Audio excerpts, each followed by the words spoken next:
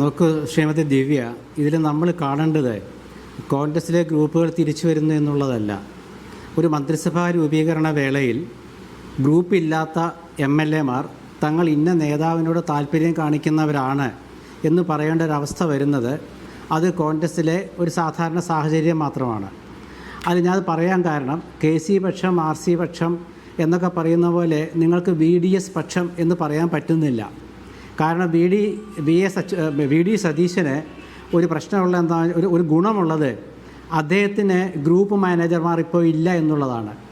അത് വലിയൊരു ഗുണമാണ്. കാരണം ഒരു മാരത്തൺ ചർച്ച ഇപ്പോൾ നടക്കുകയാണല്ലോ ഘടകകക്ഷികളൊക്കെ ആയിട്ട്. അപ്പോൾ നേരത്തെ ശ്രീമതി ദിവ്യ തന്നെ ചോദിച്ചല്ലോ, അദ്ദേഹം ഒറ്റയ്ക്ക് നടത്തുന്നത് എന്തുകൊണ്ടാണെന്ന് വെച്ചാൽ അദ്ദേഹത്തിനെ പിടിച്ചു വലിക്കാൻ മറ്റൊരാൾ അദ്ദേഹത്തിൻ്റെ ഒപ്പം ഇല്ല എന്നുള്ളതാണ്. അതായത് പഴയ കാലത്താണെങ്കിൽ A ഗ്രൂപ്പ് ആണെങ്കിലും I ഗ്രൂപ്പ് ആണെങ്കിലും അവരെ നയിക്കുന്നവരോടെ ഉപദേശിക്കാനും അതുപോലെ ചെവിയിൽ പറയാനും മറ്റ് തുല്യരായ നേതാക്കളുണ്ടായിരുന്നു. ഇവിടെ ശ്രീ സതീശൻ അങ്ങനെ ഇല്ല. കാരണം സതീശൻ 10 വർഷമായിട്ട് ഏതാണ്ട് ഒരു ഒറ്റയ്ക്കാണ് അദ്ദേഹം മുന്നോട്ട് പോയിരുന്നത്. ഇന്നും അദ്ദേഹത്തിന് ഗ്രൂപ്പ് ഉണ്ടായി എന്ന് പറയാൻ ആർക്കും പറ്റത്തില്ല. പക്ഷേ അദ്ദേഹത്തിൻ്റെ ഒപ്പം MLA-മാരുണ്ട്. അത് വേറെ, അതൊരു ഒരു നേതാവിൻ്റെ ചുറ്റും അണിനിരക്കുന്ന MLA-മാരെന്നോ അല്ലെങ്കിൽ ഉപനേതാക്കളെന്നോ ഒക്കെ പറയാം. അപ്പോൾ അതുകൊണ്ടാണ് VD സതീശൻ്റെ ഗുണമുള്ളതായിട്ട് ഞാൻ കാണുന്നത്.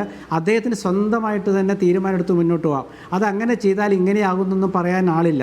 മറിച്ച് അപ്പുറത്ത് അതല്ല, അപ്പുറത്ത് 2 പേരോടെങ്കിലും ചോദിക്കണം. അപ്പം 2 പേരോട് ചോദിക്കുമ്പോൾ അവിടെ ഒരു ചെറിയൊരു ഒരു ആശയക്കുഴപ്പം വരും. സതീശന് ആശയക്കുഴപ്പം ഇല്ലാത്തതുകൊണ്ട് അദ്ദേഹത്തിന് പെട്ടെന്ന് പരിഹരിക്കാൻ പറ്റും. അതുകൊണ്ട് അദ്ദേഹം ഒറ്റയ്ക്ക് ഓടി നടക്കുന്നതാണ് നല്ലതെന്ന് വിശ്വസിക്കുന്ന ഒരാളാണ് ഞാൻ. പിന്നെ മറ്റൊരു കാര്യം എന്താ വെച്ചാൽ ഇവിടെ CPM-ൻ്റെ പ്രതിനിധി സുരേഷ് പറഞ്ഞല്ലോ, അതായത് മറ്റേ ഫ്ലെക്സ് കീറിയാതെ ഇവർക്ക് പറയാൻ പറ്റുന്നുള്ളൂ. ഫ്ലെക്സ് കീറലും അതുപോലെ ഫ്ലെക്സിൽ പാലൊഴിച്ച് അവർക്ക് ഇഷ്ടമുള്ള പോലെ പൂജിക്കുന്നതും അല്ലെങ്കിൽ വെള്ളം ഒഴിച്ച് മോശമാക്കുന്നതും അല്ലെങ്കിൽ കീറുന്നതുമൊക്കെ അതൊക്കെ ഒരു രാഷ്ട്രീയ പ്രസ്ഥാനത്തിൻ്റെ ഏതെങ്കിലും ഒരു ഘട്ടത്തിലുണ്ടാകുന്ന പ്രതിഷേധത്തിൻ്റെ ഭാഗമാണ്. പ്രതിഷേധവും അതൃപ്തിയും ഇല്ലാതെ രാഷ്ട്രീയം ഉണ്ടാവില്ല. അതൃപ്തിയും പ്രതിഷേധവും ഉണ്ടായാലേ രാഷ്ട്രീയത്തിൽ ചിലതൊക്കെ പൂർണ്ണമാവുള്ളൂ. അതൃപ്തി ഇല്ലാതിരുന്നാൽ ആ നേതാവ് അവിടെ അപ്രത്യക്ഷനായി പോകും. ഇപ്പം നോക്കൂ, LDF-ൽ 11 കക്ഷികളുണ്ടായിരുന്നു ഇല്ലേ? ഈ 11 കക്ഷികൾക്കും അതൃപ്തി ഉണ്ടായിരുന്നു. പക്ഷേ അവർ ആ അതൃപ്തി പുറത്തേക്ക് പ്രകടിപ്പിക്കാത്തതുകൊണ്ട് ആ 11-ൽ 8 കക്ഷികളെ ഇന്ന് കാണാനില്ല. 3 കക്ഷികളേ ഉള്ളൂ, CPM, CPI, RJD 3 കക്ഷികളേ ഉള്ളൂ. അപ്പോൾ അവരെ സംബന്ധിച്ചിടത്തോളം എന്തുകൊണ്ടാണ് അങ്ങനെ വന്നത്? അതൃപ്തി മനസ്സിൽ ഒതുക്കിയിരുന്നു, അത് പുറത്തേക്ക് പ്രകടിപ്പിച്ചില്ല.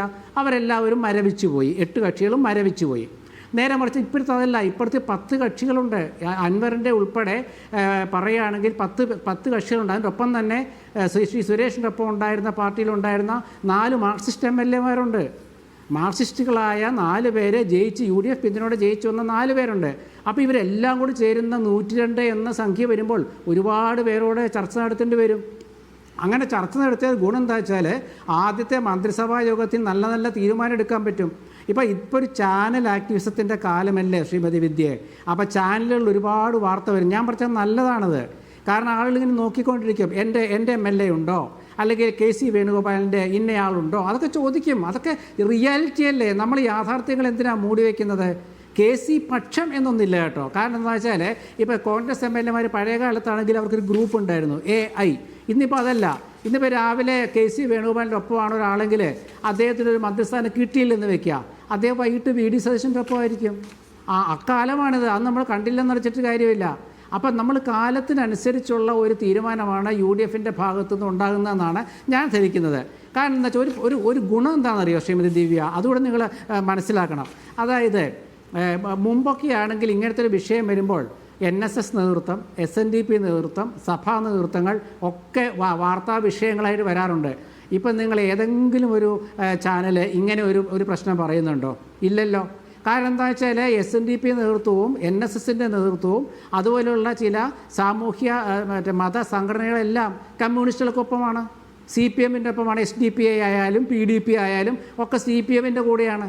അപ്പോൾ CPM-ൻ്റെ കൂടെ നിൽക്കുന്നവർക്ക് ഇപ്പുറത്തെ അഭിപ്രായം പറയാൻ പറ്റില്ലല്ലോ. CPM-നെ പറ്റിയ ഒരു ദുർഗതി അതാണ്, അത് വേറെ വിഷയം. അധികാരത്തിലെത്താൻ വേണ്ടി അവസാന കാലത്ത് SDPI-യുമായിട്ടടക്കം കൂട്ടുകൂടി. അതൊക്കെയാണ് അവരുടെ വേറെ പരാജയത്തിൻ്റെ കാരണങ്ങളിലൊന്ന്. അതവിടെ നിൽക്കട്ടെ. പക്ഷേ ഇതെന്താ വെച്ചാൽ ഇന്നിപ്പോൾ സമുദായ നേതൃത്വത്തിന് പറയാൻ പറ്റുമോ ഇന്നയാളെ മുഖ്യമന്ത്രിയാക്കണമെന്ന് പറയാൻ പറ്റുമോ? അല്ല ഇന്നയാളെ മന്ത്രിയാക്കണമെന്ന് പറയാൻ പറ്റുമോ? ഇല്ല. കാരണം എന്താണ്? അവരുടെ ആ നേതൃത്വത്തിൻ്റെ ആ നേതൃത്വത്തിൻ്റെ ഒന്നും പിന്തുണയില്ലാതെയാണ് കോൺഗ്രസിൻ്റെ നേതൃത്വത്തിലുള്ള UDF ജയിച്ചു വന്നത്. അത് ടീം UDF എന്ന് പേരിട്ടിട്ടാവുന്നത്. ഈ ടീം UDF എന്നുള്ളത് കേരളത്തിൻ്റെ ജനാധിപത്യ മുന്നണിയുടെ ചരിത്രത്തിലെ ആദ്യത്തേതാണ്. കാരണം ടീം UDF എന്ന് പറയുമ്പോൾ അതിലെല്ലാവരും ഉൾക്കൊണ്ടു, അതിൽ ഒട്ടിപ്പിടിച്ച് നിൽക്കുക, ഓരോരുത്തർക്കും വേർപെട്ടു പോകാൻ പറ്റില്ല. അതുകൊണ്ടാണ് ശ്രീ കുഞ്ഞാലിക്കുട്ടി പുറത്ത് വന്നിട്ട് പറയുന്നത് ഞങ്ങൾ ഒരുമിച്ച് തീരുമാനിക്കും. അതുകൊണ്ടാണ് കേരള കോൺഗ്രസ് പറയുന്നത് ആരെങ്കിലും എന്റെ ഒരു സംശയമാണ്. കാരണം ഈ മുഖ്യമന്ത്രി സ്ഥാനത്തിനായുള്ള ചർച്ചകൾ നടക്കുമ്പോൾ